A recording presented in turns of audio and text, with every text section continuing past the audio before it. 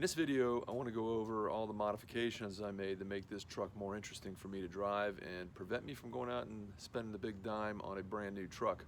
I did several things to visually enhance it. As you can see, I put the clear headlights on there, which modernized the vehicle. I've painted the front spoiler, 20 by 8.5 inch wheels with 275, 55, 20 tires. Those are wheels off of a 2009 Lariat.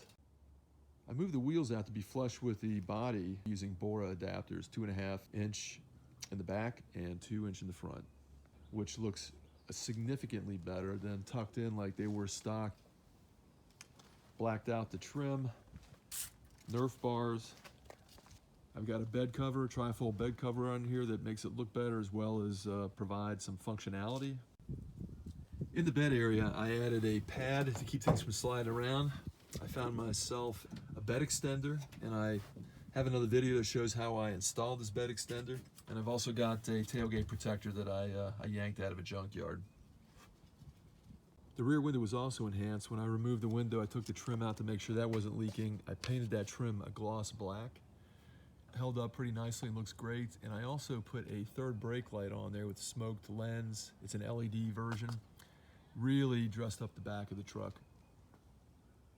Moving on to comfort, I added the Navigator center console. I like the cup holders better, but I also modified this trim piece to include a double USB voltage gauge and an auxiliary switch for my electric fan.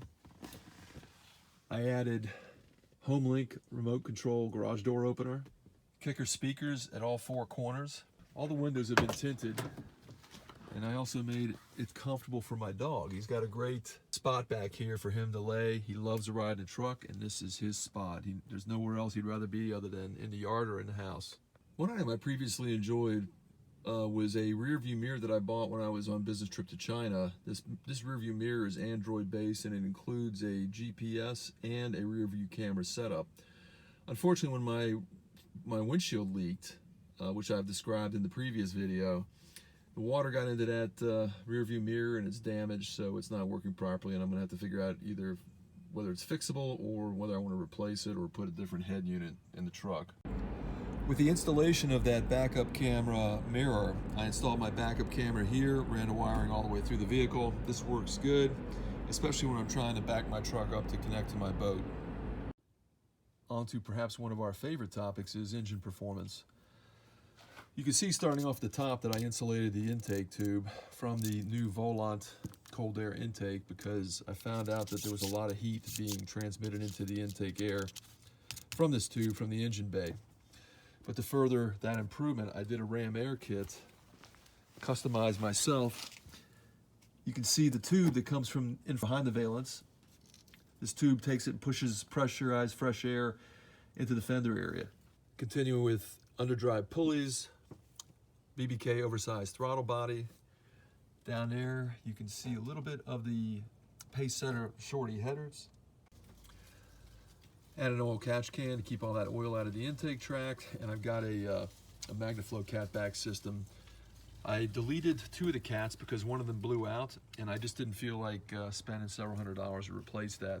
So I kept the 2 cats, and the truck runs fine, no check engine lights.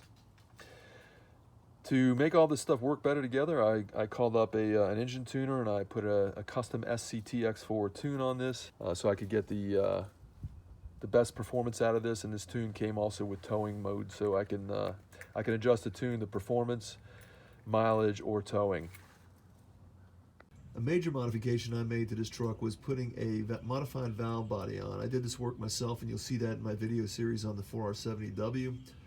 This improves shift performance dramatically, which also improves transmission shift efficiency. I like the firmer, crisper shifts, which also the transmission likes. The transmission doesn't like sliding into gear, which is what wears out your clutches. The original valve body settings are made for comfort, not for efficiency and performance. Recently I published a video that shows the skid plate I added underneath the front of my vehicle. These came on the FX4s or on the off-road edition of the F150. The bolt holes are all there, ready for this thing to be bolted up. So it's an easy modification that actually dresses up the front of your vehicle a little bit and also protects the front end of the engine, keeping all the debris and garbage from the road going up into the engine area. When my front discs went bad, I installed EBC slotted discs. The brake performance is much improved. So this was a very good performance improvement. I've actually put these on my Cadillac CTS-V, and I'm very happy with EBC products. All of these things really made this truck much more interesting to me. I don't want a new truck. I think that the prices are ridiculous, and I hate to say it, but I've heard that the quality of new trucks is not what they used to be with all the extra features. These 10th gen F150s are tanks, and if you take the steps that I've taken, they are very enjoyable to live with. I take this on the highway. I recently drove 1,000 miles round trip without a single problem. The truck ran flawlessly, and that was even through the snow. Hope you enjoyed this video. If you did, please give me that thumbs up and subscribe, and please forward me on to some of your other F-150 interested people. Ciao for now.